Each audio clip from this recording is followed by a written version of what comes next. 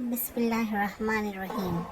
وہ وقت بھی آ گیا کہ آپ صلی اللہ علیہ وسلم چھوڑ چلے۔ جابر رضی اللہ عنہ فرماتے ہیں کہ نبی اکرم صلی اللہ علیہ وسلم کی وفات سے 3 دن پہلے میں نے نبی اکرم صلی اللہ علیہ وسلم کو یہ فرماتے سنا کہ یاد رکھو تم میں سے کسی کو موت نہیں آنی چاہیے مگر اس حالت میں کہ وہ اللہ کے ساتھ اچھا گمان رکھتا ہو۔ یعنی ہم سب اس کو گرہ بنا لیں کہ اللہ کے بارے میں حسن ظن ایمان باللہ کی بنیاد ہے، ہمارے عقیدے کا لازمی جز ہے، اور اس میں شک نہیں کہ اللہ سے حسن ظن تقوی سے مشروط ہے۔ وفات سے 1-2 دن پہلے آپ کو اپنی طبیعت کچھ بہتر محسوس ہوئی۔ 2 آدمیوں کا سہارا لے کر ظہر کے لیے مسجد تشریف لائے۔ اس وقت ابو بکر رضی اللہ عنہ امامت فرما رہے تھے۔ نبی اکرم صلی اللہ علیہ وسلم کو دیکھ کر پیچھے ہٹے۔ آپ نے اشارے سے کہا پیچھے نہ ہٹیں، اور آپ ان کے ساتھ بیٹھ گئے۔ اس کے بعد ابو بکر رضی اللہ عنہ نبی اکرم صلی اللہ علیہ وسلم کی نماز کی اقتدا کر رہے تھے اور تکبیر خود کہتے جاتے تھے تاکہ صحابہ تک تکبیر کی آواز پہنچ سکے۔ وفات سے 1 دن پہلے یعنی اتوار کو آپ صلی اللہ علیہ وسلم نے تمام غلام آزاد کر دیے۔ کل آپ کے پاس 7 دینار موجود تھے۔ آپ نے ان کو صدقہ کیا، اور جو ہتھیار آپ کے تھے وہ آپ نے مسلمانوں پر ہبہ کر دیے۔ شام کو چراغ جلانے کے لیے عائشہ رضی اللہ عنہا کو پڑوسن سے تیل ادھار لینا پڑا۔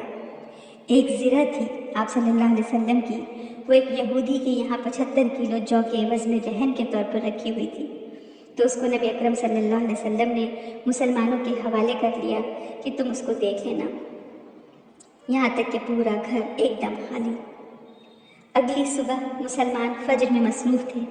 نبی اکرم صلی اللہ علیہ وسلم نے عائشہ رضی اللہ عنہا کے حجرے کا پردہ ہٹا کر باہر دیکھا۔ صحابہ کو نماز پڑھتے دیکھ کر آپ صلی اللہ علیہ وسلم مسکرائے۔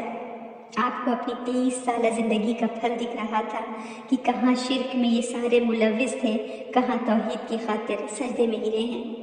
ہم سمجھیں اللہ کی جنود کو، حزب اللہ کو دیکھ کر آپ صلی اللہ علیہ وسلم کا دل خوش ہو گیا اور آپ کے چہرے پر مسکراہٹ آ گئی۔ دروازے سے پردہ ہٹانے سے ابو بکر رضی اللہ عنہ کو لگا کہ آپ صلی اللہ علیہ وسلم نماز کے لیے تشریف لانا چاہتے ہیں، تو پیچھے صف میں ہونے لگے، لیکن نبی اکرم صلی اللہ علیہ وسلم نے اشارہ کیا کہ اپنی نماز پوری کر لیں۔ پھر آپ نے حجرے کا پردہ گرا لیا۔ انس رضی اللہ عنہ فرماتے ہیں کہ نبی اکرم صلی اللہ علیہ وسلم کے اس طرح اچانک سے پردہ ہٹانے سے سارے مسلمان اتنا خوش ہوئے کہ ایسا لگ رہا تھا کہ وہ آپ کی مزاج پرسی کے لیے نماز توڑ دیں گے۔ اس کے بعد نبی اکرم صلی اللہ علیہ وسلم پر کسی دوسری نماز کا وقت نہ آیا۔ دن چڑھے فاطمہ رضی اللہ عنہا آپ کے پاس تشریف لائیں اور ان سے نبی اکرم صلی اللہ علیہ وسلم نے چپکے سے کہا۔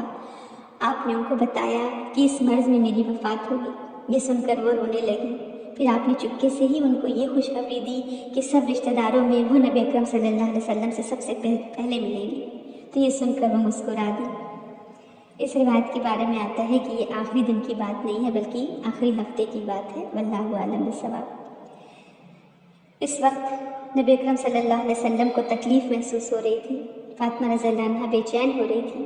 فاطمہ رضی اللہ عنہا کے بے چین ہونے پر نبی اکرم صلی اللہ علیہ وسلم نے فرمایا تمہارے باپ پر آج کے بعد کوئی تکلیف نہ ہوگی۔ پھر آپ صلی اللہ علیہ وسلم نے حسن اور حسین رضی اللہ عنہما کو بلایا، ان کو چوما، ان کے بارے میں خیر کی وصیت کی، تمام ازواج کو بلایا اور ان کو واضح نصیحت کی، اور صحابہ کرام رضی اللہ عنہم کو آپ نے وصیت فرمائی، اور 2 باتوں کی آپ نے خاص طور پر وصیت فرمائی، الصلاۃ والسلام، نماز نماز، وما ملکت ایمانکم، اور تمہارے ماتحت غلام، یعنی اپنے غلاموں کے ساتھ اچھا سلوک کرنا، نماز کی پابندی کرنا۔ یہ الفاظ آپ صلی اللہ علیہ وسلم نے کئی بار دہرائے۔ تکلیف آپ صلی اللہ علیہ وسلم کی بڑھ رہی تھی۔ خیبر میں جو زہر دیا گیا تھا اس کا اثر آپ صلی اللہ علیہ وسلم محسوس کر رہے تھے۔ عائشہ رضی اللہ عنہ سے فرمایا عائشہ مجھ کو اب تک اس کھانے کی تکلیف معلوم ہوتی ہے جو خیبر میں نے کھایا تھا، اب مجھ کو معلوم ہوا اس زہر کے اثر سے میری زندگی کی رگ کٹ گئی۔ پھر نزا کی حالت شروع ہو گئی۔ عائشہ رضی اللہ عنہ نے آپ صلی اللہ علیہ وسلم کو اپنے سینے اور گلے کے درمیان سہارا دے کر ٹیک لیا۔ اتنے میں عائشہ رضی اللہ عنہ کے بھائی عبد الرحمن تشریف لائے، ان کے ہاتھ میں مسواک تھی۔ نبی اکرم صلی اللہ علیہ وسلم مسواک کی طرف دیکھ رہے تھے۔ عائشہ رضی اللہ عنہ سمجھ گئی کہ آپ مسواک چاہتے ہیں، پوچھا آپ کے لیے لے لوں؟ آپ نے سر سے اشارہ فرمایا کہ ہاں، تو انہوں نے مسواک لے کر آپ کو دیا. آپ کو کڑی محسوس ہوئی تو عائشہ رضی اللہ عنہ نے پوچھا آپ کے لیے نرم کر دوں؟ آپ نے سر کے اشارے سے کہا ہاں. پھر انہوں نے چبا کر مسواک نرم کر دی اور آپ صلی اللہ علیہ وسلم نے نہایت اچھی طرح مسواک کیا. عائشہ رضی اللہ عنہ فرماتی ہیں میں نے نبی اکرم صلی اللہ علیہ وسلم پر موت کی سختی دیکھی. اس کے بعد سے میں موت کی سختی کو کسی کے لیے برا نہیں سمجھتی. آپ صلی اللہ علیہ وسلم بار بار پانی لے کر منہ پر چھڑکتے اور فرماتے لا الہ الا اللہ ان للموت سکرات، کوئی معبود نہیں اللہ کے سوا، موت کے لیے سختیاں ہیں. مسواک سے فارغ ہوتے ہی آپ صلی اللہ علیہ وسلم نے ہاتھ یا انگلی اٹھائی، نگاہ چھت کی طرف بلند ہوئی اور دونوں ہونٹوں پر کچھ حرکت آئی، کچھ غرغر کی آواز آئی. عائشہ رضی اللہ عنہ نے کان لگایا تو آپ صلی اللہ علیہ وسلم فرما رہے تھے اللہم اغفر لی ورحمنی والحقنی بالرفیق الاعلیٰ، اللہ مجھ کو بخش دے، مجھ پر رحم فرما، مجھ کو بلند رفیقوں سے ملا دے. اے اللہ رفیق اعلیٰ، اے اللہ رفیق اعلیٰ، اے اللہ رفیق اعلیٰ. اور اسی وقت ہاتھ جھک گیا. کل نفس ذائقۃ الموت. عائشہ رضی اللہ عنہ فرماتی ہے کہ میں اس وقت کم عمر تھی. میں نے نبی اکرم صلی اللہ علیہ وسلم کو اپنی گود سے چارپائی پر رکھا اور ہائے ہائے کرنے لگی. اسی سے شیعہ حضرات نوحہ اور ماتم کو جائز کہتے ہیں، جبکہ عائشہ رضی اللہ عنہ اس کو بیان کرتے وقت کہتی ہیں کہ میں کم عمر تھی اور اس کے لیے میں اللہ سے تائب بھی ہوئی. تو توبہ پہ اس بات کو نہیں لینا چاہیے، لیکن شیعہ حضرات کہتے ہیں کہ جب انہوں نے نوحہ اس طرح کیا تو اس لیے ماتم کر سکتے. اہل مدینہ پر تو غم کا پہاڑ ہی ٹوٹ پڑا. صحابہ کرام رضی اللہ عنہم اس طرح رو رو کر آہیں بھر رہے تھے جیسے حاجیوں کا شور برپا. فاطمہ رضی اللہ عنہ سے تو بس یہی آواز نکل رہی تھی ہائے ابا جان، ہائے ابا جان، جنہوں نے پروردگار کی پکار پر لبیک کہا، ہائے ابا جان جن کا ٹھکانہ جنت الفردوس ہے. عمر رضی اللہ عنہ کے تو ہوش ہی اڑ گئے.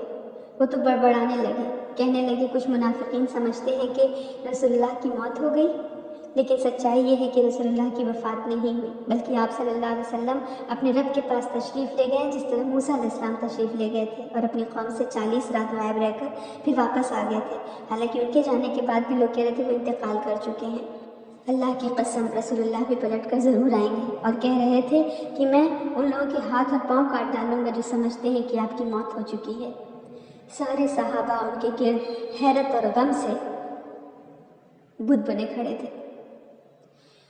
ابو بکر رضی اللہ عنہ جب صبح سویرے نبی اکرم صلی اللہ علیہ وسلم کی ان کو کچھ طبیعت اچھی محسوس ہوئی تو عائشہ رضی اللہ تعالیٰ عنہ کے پاس آئے اور ان سے کہا کہ میں اپنی دوسری بیوی کے یہاں جو تھوڑا سا دور رہتی تھی کچھ راشن وغیرہ دینے جا رہا ہوں.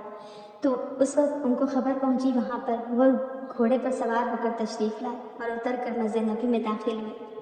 پھر لوگوں سے کوئی بات کی بغیر سیدھے عائشہ رضی اللہ عنہ کے پاس گئے اور نبی اکرم صلی اللہ علیہ وسلم کی طرف مڑے. آپ صلی اللہ علیہ وسلم کا جسد مبارک دھار دار یمنی چادر سے ڈھکا ہوا تھا.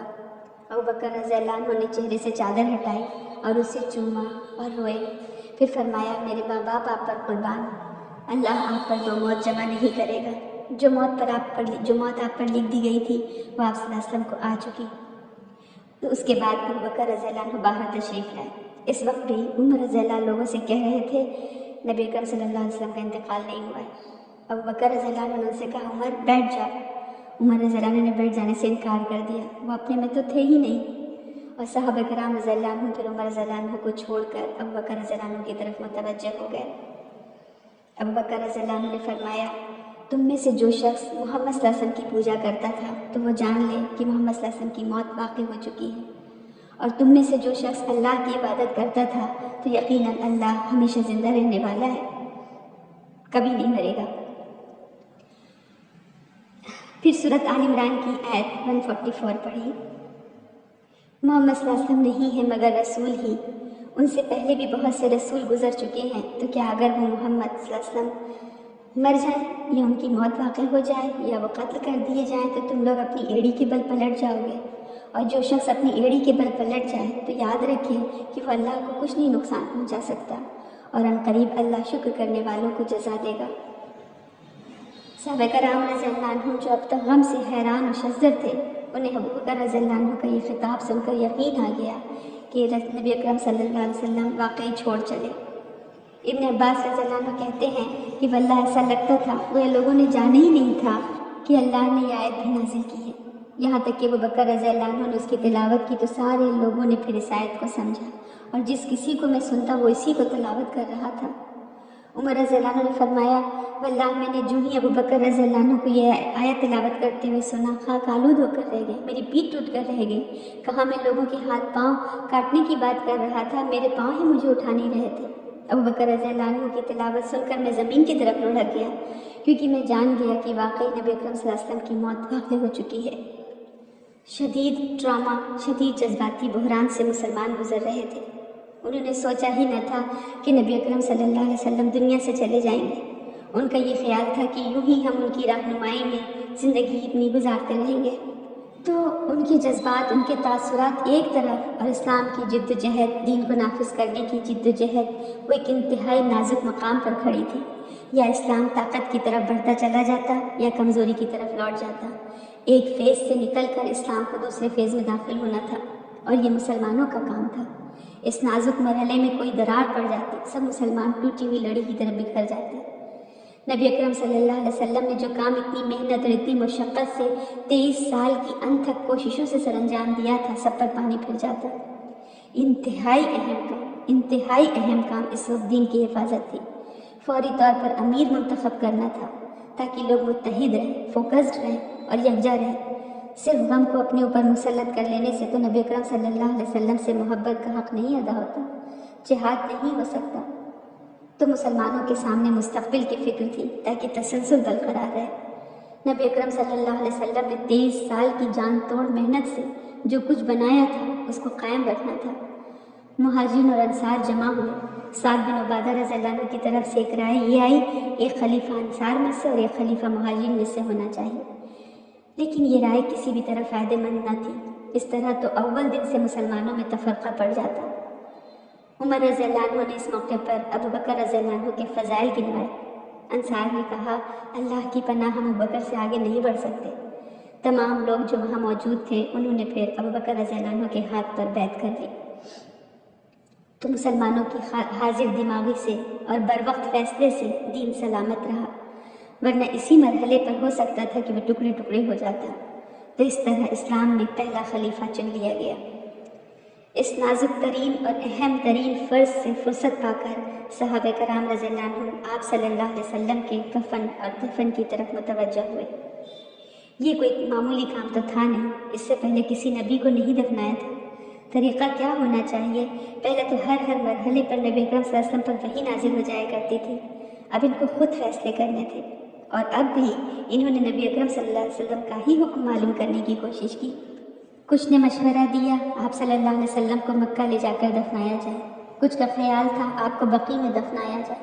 ابو بکر رضی اللہ عنہ نے فرمایا میں نے خود نبی اکرم صلی اللہ علیہ وسلم کو یہ فرماتے ہوئے سنا ہے کہ کوئی نبی ایسا نہیں جو فوت ہوا مگر وہ وہیں دفن ہوا جہاں انتقال ہوا، یعنی آپ صلی اللہ علیہ وسلم کو عائشہ رضی اللہ عنہ کے حجرے ہی میں دفن کیا جانا تھا۔ ابو طلحہ رضی اللہ عنہ نے نبی اکرم صلی اللہ علیہ وسلم کا بستر ہٹایا جس پر آپ صلی اللہ علیہ وسلم کی وفات ہوئی تھی، اس کے نیچے قبر کھودی گئی۔ منگل کے دن کپڑے اتارے بغیر آپ کو غسل دیا گیا۔ اس کے بعد 10 صحابہ حجرے میں داخل ہوتے اور نماز جنازہ پڑھتے۔ مرد آئے، پھر خواتین آئیں، پھر بچے آئے، اس طرح 10 کی ٹولیاں آتے آتے منگل کا پورا دن گزر گیا۔ بدھ کی رات آپ صلی اللہ علیہ وسلم کا جسد مبارک قبر میں اتارا گیا۔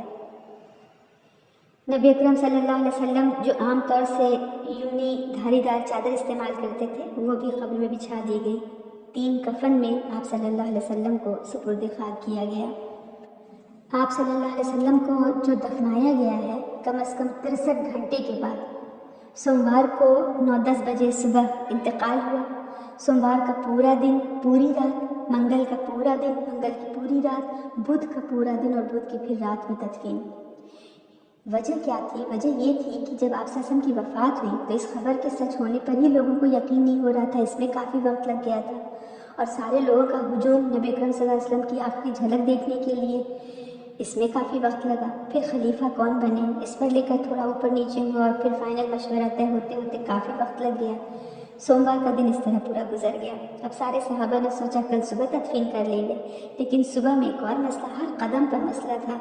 अब ये कि दफन कहाँ किया जाए, उस पर कई घंटे लग गए। फिर वो हल हुआ। फिर ये मसला आया कि नबी अकरम सल्लल्लाहु अलैहि वसल्लम को गुस्ल कौन देगा, अज़वाज मुतहहरात या अहले बैत। फिर अहले बैत तय हुआ। फिर एक मसला आया कि कपड़ा उतारा जाए कि ना उतारा जाए। आमतौर पर तो कपड़ा उतार कर गुस्ल दिया जाता है, लेकिन यहाँ नबी अकरम सल्लल्लाहु अलैहि वसल्लम का मामला था। अब इसमें बहुत पसोपेश, क्या करें क्या करें।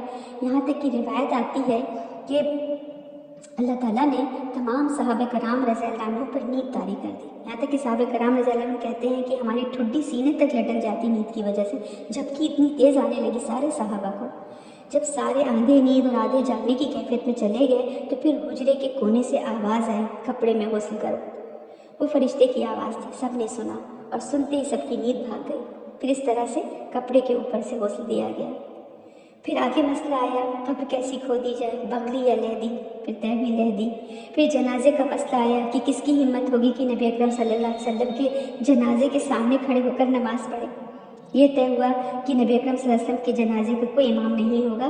दुनिया में जैसे हर किसी की वफ़ात पर कोई ना कोई इमाम होता है, फिर वो नमाज जनाजा पढ़ाता है, नबी अकरम सल्लल्लाहु अलैहि वसल्लम का कोई इमाम नहीं होगा।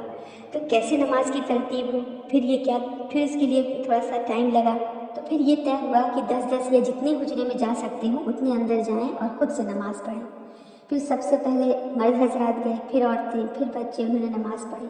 तो इस तरह इतना वक्त लगना नेचुरल था, फितरी था। शख्सियत इतनी अजीम थी कि जनाजा पढ़ने में ही एक दिन लग गया।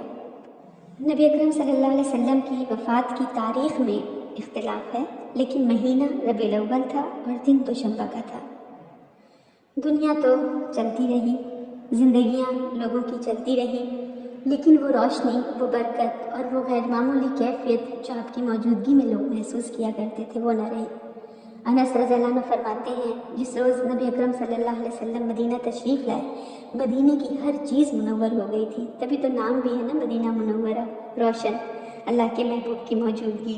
फिर जिब्रील अलैहिस्सलाम का तशरीफ़ लाना, अल्लाह का कलाम नाजिल होना, वही का आना, तमाम बरकतें वहाँ बरस रही थी उस छोटी सी मुबारक बस्ती पर। अजीब ही नूर की कैफियत का एहसास होता होगा। तो फरमाया उन्होंने कि जिस दिन नबी अकरम सल्लल्लाहु अलैहि वसल्लम का इंतकाल हुआ तो मदीने की हर चीज़ तारीक हो गई। हम लोग नबी अकरम सल्लल्लाहु अलैहि वसल्लम के विसाल के बाद मिट्टी से हाथ भी न झाड़ पाए थे कि हम सब ने अपने दिलों की कैफियत में फ़र्क पाया। उम्मे ऐमन रज़ियल्लाहु अन्हा कहने लगी, मैं नबी अकरम सल्लल्लाहु अलैहि वसल्लम के लिए नहीं रोती, मैं जानती हूँ वो दुनिया से बेहतर जगह पर है। जैसे कि वो इस एहसास से खुश हो गई हूँ कि झोंके नसीम खुल्द के होने लगे निसार, जन्नत को इस गुलाब का था कब से इंतज़ार। तो वो कहती हैं कि मैं इसलिए नहीं रोती, मुझे पता है वो सबसे बेहतर जगह पर है, बल्कि मैं इसलिए रोती हूँ कि आसमान से वही अब कभी नाजिल ना होगी। आप सल्लल्लाहु अलैहि वसल्लम ने हम सब को नसीहत की है, कुन फी दुनिया कान्नका गरीब औ आबिर सबील, दुनिया में ऐसे रहो जैसे परदेश में हो या कोई राह चलते मुसाफिर हो। थोड़ी सी देर के लिए जैसे मुसाफिर किसी दरख्त के नीचे आराम के लिए बैठता है, फिर अपनी मंजिल की तरफ चल पड़ता है। नबी अकरम सल्लल्लाहु अलैहि वसल्लम तो उसी हाल में रहे। आपने इस दुनिया से कुछ भी न लिया, आप कुछ यहाँ से ले कर न गए, यानी आप सल्लल्लाहु अलैहि वसल्लम ने कुछ भी चीज़ें जमा ना की, लेकर तो आप सभी कुछ गए, सारी नेकियां और आला तरीन जन्नत के दर्जे वाले अमाल। तो लिया तो नहीं आप सल्लल्लाहु अलैहि वसल्लम ने यहाँ से कुछ भी, हाँ देकर बहुत कुछ गए। जब आप सल्लल्लाहु अलैहि वसल्लम तशरीफ़ लाए थे, जिस हाल में आपने लोगों को पाया था, उससे बेहतर हाल में आप सल्लल्लाहु अलैहि वसल्लम ने लोगों को छोड़ा। खुद अपने रब के यहाँ आप सुरखरू हुए और जाते जाते इस दुनिया को संवारने की जिम्मेदारी हमारे कंधों पर रख गए। फलियुबल्लिग़ शाहिदुल गायब, अब पहुँचाए वो जो मौजूद है उनको जो मौजूद नहीं। क़यामत के दिन हमसे मुलाकात होगी नबी अकरम सल्लल्लाहु अलैहि वसल्लम की, इस जिम्मेदारी का हमसे पूछेंगे। हौज़ कौसर पर तो मुलाकात होनी है इंशाअल्लाह नबी अकरम सल्लल्लाहु अलैहि वसल्लम से, इसलिए कि आप कह गए हैं कि मैं हौज़ कौसर पर तुम्हारा इस्तकबाल करूँगा। लेकिन कुछ होंगे जो अपने बुरे अमाल की वजह से नबी अकरम सल्लल्लाहु अलैहि वसल्लम तक पहुँचने से रोक दिए जाएंगे। तो अल्लाह ताला से हम दुआ करते हैं कि अपने नबी अकरम सल्लल्लाहु अलैहि वसल्लम से हम मुलाकात करें तो शर्मिंदगी और ज़िल्लत के साथ नहीं, बल्कि इज़्ज़त के साथ और ख़ुशी के साथ हम मुलाकात करें। अल्लाह ताला ने तो वादा फरमाया है, मन युतिअल्लाह व रसूल फउलाइका मअल्लज़ीना अनअमल्लाहु अलैहिम मिनन नबिय्यीन वस्सिद्दीक़ीन वश्शुहदाኢ वस्सालिहीन व हसुन उलाइका रफ़ीक़ा। کہ جو اطاعت کرے گا اللہ اور رسول کی تو وہ تو ان لوگوں کے ساتھ ہوگا جن پر اللہ نے انعام فرمایا، نبیوں اور صدیقوں اور شہیدوں اور صالحین کے ساتھ، اور کتنے اچھے یہ رفیق ہیں۔ اللہ ہم سب کو قیامت کے دن اپنے نبی کا اور صحابہ کا اور ازواج مطہرات کا دیدار اور ان کا ساتھ نصیب فرمائے۔ ان اللہ و ملائکتہ یصلون علی النبی یا ایھا الذین آمنوا صلوا علیہ وسلموا تسلیما، صلی اللہ تعالی علی خیر خلقہ علی محمد وآلہ واصحابہ وازواجہ واہل بیتہ اجمعین۔ الحمدللہ 150 ایپیسوڈ میں ہماری سیرت کی یہ آج آخری کلاس تھی۔ جس بھی خلوص سے ہم نے بیان کیا ہے، ہم نے سنا ہے، اس کا اجر اللہ تعالیٰ ہمارے مقدر میں رکھے۔ آپ سب اپنے چاہنے والوں سے نبی اکرم صلی اللہ علیہ وسلم کی سیرت کو ضرور شیئر کریں۔ اگر کسی میں کچھ بھی تبدیلی آئی تو آپ کے لیے صدقہ جاریہ ہی ہوگا، فائدہ ہی فائدہ ہوگا اس میں۔ آمین۔ السلام علیکم ورحمۃ اللہ وبرکاتہ۔